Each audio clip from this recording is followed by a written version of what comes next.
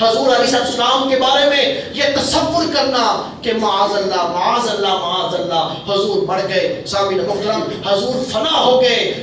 یہ یاد رکھو لوگوں، موت کا ترجمہ یہ نہیں ہے، موت اسے نہیں کہتے ختم ہو جانا، ختم ہو جانے کا نام موت نہیں ہے، موت کہتے ہیں ایک حالت سے دوسری حالت میں بدلنے کا نام موت ہے۔ لوگوں پہلے حالت اور تھی، اب برزخ کی زندگی کی حالت اور ہے۔ لوگوں وہ زندگی ہے، لیکن کون سی زندگی ہے؟ وہ زندگی ہے جس کا ہم لوگ تصور نہیں کر سکتے، ہے وہ بھی زندگی لیکن حالت بدل چکی ہے۔ اب دیکھیے صحابہ سے پوچھتے ہیں کہ کیا حضور اپنے مزار پنروار میں زندگی گزار رہے ہیں؟ تو لوگوں ہمیں مثال ملتی ہے حضرت صدیقہ کائنات کی، حضرت سیدہ عائشہ صدیقہ سلام اللہ علیہا کی۔ حضرت سیدہ عائشہ صدیقہ سلام اللہ علیہا کا یہ معمول تھا، جس وقت حضور کی قبر انور بنی، حضور کا مزار بنا تو حضرت عائشہ صدیقہ حضور کے مزار پہ حاضری کے لیے جاتی تھی تو آپ پردہ نہیں کرتے تھی، چادر اوڑھتی تو حضور کے مزار کے اوپر چلی جاتی تھی۔ لوگوں حضور کے وصال کے بعد پھر حضرت صدیق اکبر کا وصال ہوا، حضرت صدیق اکبر کی بھی قبر حضور کے ساتھ بنی۔ حضرت صدیقہ کائنات جاتی تھی تو چادر اوڑھ کے چلی جاتی تھی۔ آپ کے بعد پھر حضرت فاروق اعظم کا مزار بنا، حضرت فاروق اعظم کا مزار بنا تو صدیقہ کائنات پوری طرح پردہ کر کے جاتی تھی۔ لوگوں نے کہا صدیقہ کائنات معاملہ سمجھ میں نہ آیا، حضور کی مزار پہ حاضری دیتے بغیر پردے کے، حضرت ابو بکر کے مزار پہ حاضری دیتے بغیر پردے کے، حضرت فاروق اعظم کا وصال ہوا تو آپ پردے کا اہتمام کرتی ہیں۔ تو حضرت صدیقہ کائنات نے کہا لوگوں وہ حضور ہیں، وہ میرے شوہر ہیں، شوہر سے پردہ نہیں ہے۔ حضرت ابو بکر ہیں، وہ میرے والد ہیں، والد سے پردہ نہیں ہے، عمر کے ساتھ تعلق نہیں ہے، تو لہٰذا عمر کے ساتھ اس کے سامنے میں پردہ کر کے جاتی ہوں۔ لوگوں پوچھ کے صدیقہ کائنات سے کہ کیا کوئی قبر میں چلا جائے بعد میں بھی اس کا پردہ ہے، قبر والے سے بھی پردہ ہے؟ لوگوں اس سے پتہ چلتا ہے صدیقہ کائنات کا یہ یقین تھا اور یہ عقیدہ تھا کہ حضور اپنے مزار پنروار میں اسی طرح زندگی گزار رہے ہیں جس طرح آپ اپنی ظاہری حیات طیبہ میں زندگی گزار رہے تھے۔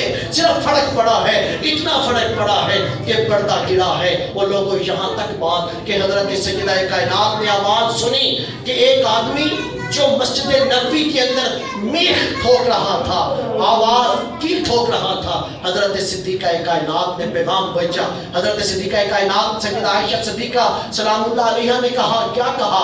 حضرت عائشہ نے کہا مسجد نبوی میں کیل ٹھوکنے والے سے یہ کہہ دو کہ آواز اونچی مت کرے، شور مت کرے، حضور اپنے حجرے میں آرام فرما رہے ہیں۔ سامعین محترم پتہ چلتا ہے کہ یہ عقیدہ تھا، یقین تھا کہ حضور اپنے مزار پنروار میں زندہ ہے۔ کون سی زندگی ہے؟ لوگوں وہ زندگی ہے جس کا ہم لوگ شعور نہیں کرتے۔ پھر لوگ دوستو یہ لوگ بات کرتے ہیں کہ یہ تو بات نبی کی ہوگی، یہ تو بات امام الانبیاء کی ہوگی، کوئی ولی کی بھی مثال تمہارے پاس ہے کہ ولی بھی اپنے مثال کے بعد زندہ ہے اور اسی طرح ہی کرتا ہے جس طرح ہزار ظاہری حیات طیبہ میں کرتا ہے۔ لوگوں آؤ سنیں، ولی کی مثال بھی سنا دیتا ہوں اور گفتگو ختم کرتا ہوں۔ حضور کے دو صحابی ہیں، ایک کا نام حضرت ثابت ہے اور دوسرے کا نام حضرت سالم ہے۔ دو صحابی ہیں اور جنگ ہے کون سی؟ مسیلمہ کذاب کے ساتھ جنگ ہے۔ جگہ کون سی ہے؟ جگہ ہے یمامہ، اور لوگوں یمامہ کا میدان ہے۔ حضرت ثابت اور حضرت سالم دونوں نے یہ کہا کہ اسی طرح لڑنا ہے جس طرح حضور کے زمانے میں لڑتے تھے۔ لوگوں دونوں اسی طرح لڑے جس طرح حضور کے زمانے میں لڑتے تھے۔ دونوں کو اللہ نے شہادت عطا کر دی، دونوں شہید ہو گئے۔ شہید ہوئے تو حضرت ثابت نے کہ جسم کے اوپر بڑی قیمتی زرہ تھی، زرہ پہنی تھی جو بڑی قیمتی تھی۔ ایک آدمی آتا ہے اور آ کے حضرت ثابت اب شہید ہو گئے، لوگ شہید ہو گئے ہیں، یہ نہ نبی ہیں نہ امام الانبیاء ہیں، یہ ولی ہیں۔ یہ ولی کی مثال دے رہا ہوں آپ کو کہ اللہ ان کو کون سی زندگی عطا کرتا ہے۔ حضرت ثابت شہید ہوئے تو جسم کے اوپر زرہ ہے جو بڑی قیمتی زرہ ہے۔ ایک شخص آتا ہے، آ کے حضرت ثابت کی زرہ کو اتار دیتا ہے اور اتار کے اس کا خیال یہ تھا کہ میں اس کو بیچ کے اپنا گھر کا کچھ سودا سلف لے آؤں گا۔ وہ آپ کی زرہ اتار کے لے گیا۔ جب وہ آپ کی زرہ اتار کے کے لیے گیا تو اس نے جا کے اپنے خیمے کے اندر خیمے میں گیا، خیمے میں اس نے رکھی، اوپر اس نے دیگچا الٹا کر دیا، دیگچا الٹا کر کے اس نے اوپر اپنے اونٹ کی نکیل رکھ دی، اپنے اونٹ کا کجاوا رکھ دیا، نکیل نہیں کجاوا رکھا اوپر۔ سامعین محترم، اب اس کا خیال یہ تھا کہ جنگ ختم ہوگی، میں جا کے اس کو بیچ دوں گا اور میں اپنا گزر بسر کروں گا۔ لوگوں، جس وقت وہ زرہ اتار کے اس نے یہ سارا کچھ کر دیا تو حضرت ثابت آپ ایک صحابی کی خواب میں آئے اور آ کر کہنے لگے کہ فلاں شخص ہے، اس نے میری زرہ اتار لی ہے، جاؤ جا کے اس سے زرہ لے لو۔ اس نے کہا کہ وہ آپ کہنے لگے کہ وہ زرہ کہاں ہے؟ حضرت ثابت نے کہا کہ وہ زرہ ایک خیمہ ہے جو اس لشکر کے پڑاؤ کے آخر کے اوپر ہے۔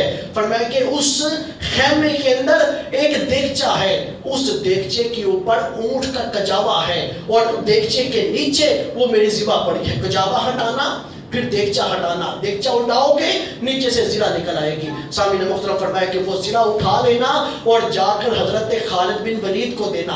خالد بن ولید لشکر کے امیر تھے اور خالد بن ولید سے کہنا کہ جب مدینہ پہنچے تو جا کے حضرت ابو بکر کو وہ زرہ دے دے اور جا کر کہے ابو بکر کو کہ اے ابو بکر یہ زرہ بیچ دینا اور ثابت نے فلاں فلاں کا قرضہ دینا ہے، یہ قرضے کی ادائیگی اس کو بیچ کے کر دینا۔ سامعین محترم، اس نے یہ کہا کہ ذرا یہ تو بتائیں کہ یہ جو خیمہ ہے یہ کس جگہ پہ ہے اور اس کی نشانی کیا ہے؟ وہ کہنے لگے، حضرت ثابت کہنے لگے کہ اس خیمے کی نشانی یہ ہے کہ اس کے باہر گھوڑا بندھا ہے اور اس گھوڑے کی رسی بڑی لمبی ہے اور وہ خیمہ ہے اس لشکر کے پڑاؤ کے آخر کے اوپر۔ سامعین محترم، وہ ڈھونڈتے ڈھونڈتے چلے گئے تو ایک گھوڑے سے جا کے حضرت خالد کو بتایا، خالد ساتھ گئے اور جا کر دیکھا کہ خیمہ ہے، خیمے کے باہر ایک رسی ہے، ایک خیمے کے باہر گھوڑا ہے، گھوڑے کے ساتھ رسی ہے بڑی لمبی ہے۔ وہ خیمے کے اندر چلے گئے، جا کے دیکھا کجاوا پڑا ہے، کجاوا ہٹایا، نیچے سے دیگچہ ہٹایا تو نیچے سے وہ زرہ نکل آئی۔ سامعین محترم، آپ یہ دیکھیے کہ حضرت ثابت اس دنیا سے جا چکے ہیں، لیکن اس کے باوجود تصرف کا عالم یہ ہے کہ بعد از وصال انہیں یہ بھی پتا ہے کہ میری زرہ کس نے اتاری ہے، یہ بھی پتا ہے کہ میری زرہ پڑی کہاں پہ ہے، اور یہ بھی پتا ہے کہ میری زرہ جا کے ابو بکر کو دینا تاکہ وہ میرا قرضہ اتار دے۔ تو دوستو، لوگ کیسے کہتے ہیں کہ جو اس دنیا سے چلے جاتے ہیں وہ اس دنیا سے ختم ہو جاتے ہیں، ان کا نام و نشان مٹ جاتا ہے، وہ فنا ہو جاتے ہیں؟ نہیں دوستو، وہ اللہ ان کو یہ رتبہ نصیب کرتا ہے، وہ اپنے تصرف کرنے کا اختیار رکھتے ہیں۔ اور آخری حضرت بابا صاحب، حضرت بابا فرید الدین مسعود گنج شکر رضی اللہ تعالیٰ عنہ، لوگ کہتے ہیں ہم بھی تو جاتے ہیں ڈاکٹر صاحب، ہم بھی تو جاتے ہیں مزارات کے اوپر، ہمیں وہ کچھ نصیب نہیں ہوتا جو کچھ تم ہمیں باتیں سناتے ہو۔ سامعین محترم، کہاں سے نصیب ہو؟ ہماری کیفیت کیا ہے؟ ہماری روح اس قابل ہے کہ جا کے ان کی روحوں سے ملاقات کر سکے؟ کیا ہم لوگ اس قابل ہیں؟ ہم لوگ شریعت مطہرہ کی کتنی پابندی ہے، ہم لوگ تو وضو نہیں، اپنے وضو کے اوپر استقامت اختیار نہیں کر سکتے۔ ہم کہیں کہ ہم ہمیشہ باوضو رہیں، ہم تو ہمیشہ باوضو نہیں رہ سکتے۔ اور وہ لوگ تھے جو ہمہ وقت خدا کی فرما برداری میں رہتے تھے۔ ہم لوگ بات کرتے ہیں ہمارے کپڑے کتنے ہیں، نکر پہن لیتے ہیں اور اللہ کی ولیوں کے اوپر نازیبہ کلمات کہتے ہیں۔ اپنی روح کو اس قابل تو کرو پہلے کہ کسی اللہ والے کے مزار پہ جاؤ تو اس روح سے ملاقات کر سکو، اور یہ خیال کرو، یہ کہو کہ یہ ہوتی نہیں ملاقات، میں اس کو ہرگز بھی نہیں مانتا۔ کیوں نہیں مانتا؟ اس لیے کہ میرے پاس وہ مثال ہے جو نزدیک ترین کی مثال ہے۔ میرے والد گرامی قبلہ جب کسی مزار کے اوپر جاتے تھے، خالق کائنات نے ان کو یہ نعمت بخشی تھی، ان کا شمار ان لوگوں میں تھا، وہ حاضری ہماری جیسی حاضری نہیں دیتے تھے۔ ہم گئے، ہم نے جا کے چوکھٹ کے اوپر بوسہ لیا، ہم نے جا کے فاتحہ پڑھی، ہم نے سورۃ اخلاص پڑھی، ہم دعا مانگنے لگے۔ ان کے جانے کی کیفیت کیا ہوتی؟ وہ جا کے کھڑے ہو کے چند لمحے ان کی آنکھیں بند ہوتی، انہی لمحوں میں واپس لوٹ آتے۔ سامعین محترم، اور وہ کیفیت کیا ہوتی؟ وہ ہم جاتے ہیں قبر پر حاضری دینے کے لیے، ان کی کیفیات، اور کئی بار انہوں نے یہ کہا کہ حضور فیض عالم حضرت داتا علی حجویری رضی اللہ تعالیٰ کی بارگاہ میں حاضر دینے کے لیے جاتے، مزار کے اوپر نہیں، حضرت فیض عالم کی ملاقات کے لیے جایا کرتے تھے، مزار کے لیے نہیں، فیض عالم کی بات۔ اور یہ خود بات فرمایا کہ حضرت داتا علی حجویری کے مزار اقدس پہ ملاقات کے لیے آپ حاضر ہوئے اور اللہ کے ذکر کی لمحے گزرے، تھوڑے سے واپس آ گئے۔ سامعین محترم، یہ میں باتیں اس لیے نہیں سنا رہا کہ وہ میرے والد تھے کہ میں اپنے باپ کی بڑائیاں بیان کر رہا ہوں، نہیں، یہ سنا رہا ہوں اللہ نے ایسی روحیں بنائی ہیں جو روحیں جیسی روح ہوتی ہے ویسی روحوں سے ملاقات بھی ہوتی ہے، وہاں ویسے ہی ملاقاتیں ہوتی ہیں۔ وہاں حاضری دے کر آئے، آ کے سو گئے۔ جب سوئے تو حضرت داتا شاہ نور ولی سرکار رحمت اللہ تعالیٰ علیہ خواب میں ملاقات ہوئی اور کہنے لگے کہ چشتی صاحب بڑے داتا صاحب کے پاس ہو آئے ہیں تو میرے پاس حاضری نہیں دینی۔ سامعین محترم، یہ روحوں کی ملاقاتیں ہوتی ہیں، ہم اس قابل نہیں اور ہم یہ کہیں کہ یہ حقیقت ہی نہیں ہے۔ حضرت ضیاء الامت نے کہیں لکھا تھا کہ کسی کی آنکھ کے اندر پیلا پن ہے، یرغان ہے، اسے ہر شے پیلی نظر آ رہی ہے تو چیزوں کا تو قصور نہیں ہے، قصور کس کا ہے؟ قصور تو بندے کی آنکھ کا ہے، آنکھ ہی پیلی ہے، چیزیں تو پیلی نہیں، چیزوں کا تو قصور نہیں ہے، قصور تو آنکھ کا ہے، جن کی روحیں اس قابل ہیں۔ آپ یہ دیکھیے حضرت خواجہ خواجگاں حضرت خواجہ معین الدین چشتی اجمیری رضی اللہ تعالیٰ عنہ، آپ کی بارگاہ کے اندر حضرت بابا صاحب بابا فرید الدین مسعود گنج شکر رضی اللہ تعالیٰ عنہ آپ کی قبر پہ بیٹھ کے سورہ یاسین کی تلاوت کر رہے تھے۔ تلاوت کرتے کرتے کوئی لفظ ایسا نکلا جو صحیح ادا نہ ہوا، آپ فرماتے ہیں مزار اقدس سے آواز آئی کہ فرید الدین اس آیت کو دوبارہ پڑھ کہ تیرا لفظ صحیح ادا نہیں ہوا ہے۔ سامعین محترم، جن کی روحیں اس قابل ہوتی ہیں وہ ان آوازوں کو سنتی بھی ہیں، ان روحوں کی ملاقات بھی ہوتی ہے۔ حضرت سیدنا صدیق اکبر رضی اللہ تعالیٰ کا وصال ہوا، لوگوں نے کہا کہ حضرت صدیق اکبر کہنے لگے میری چارپائی اٹھا کر لے جانا، چارپائی لے کر جانا حضور کی بارگاہ میں اور جا کے اجازت مانگنا، آقا یا رسول اللہ غلام آیا ہے، اگر اجازت ہے، اجازت مل گئی تو حضور کے ساتھ قبر بنا دینا، اجازت نہ ملی تو جنت البقیع میں دفن کر دینا۔ لوگوں نے حضرت صدیق اکبر کا جنازہ اٹھایا، آپ کا جسم اقدس اٹھا کے حضور کی جاریوں کے سامنے، حضور کے کشان نبوت کے سامنے رکھ دیا اور جا کے دست بدستہ عرض کی کہ حضور ابو بکر آیا ہے۔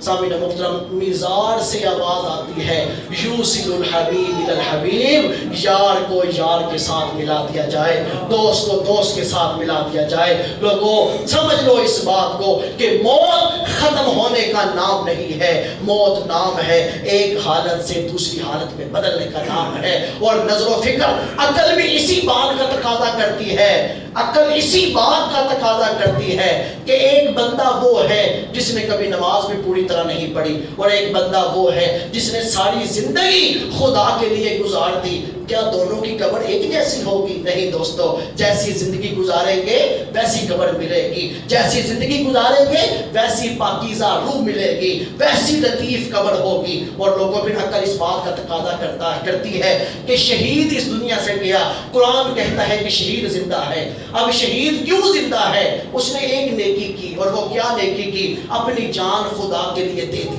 اور لوگوں جس نے ساری زندگی خدا کے لیے گزاری، اور شہید جب اس دنیا سے گیا تھا تو اس کا دشمن سامنے کھڑا تھا، سامنے کھڑے ہو کے اس نے جو اسے شہید کر دیا تھا۔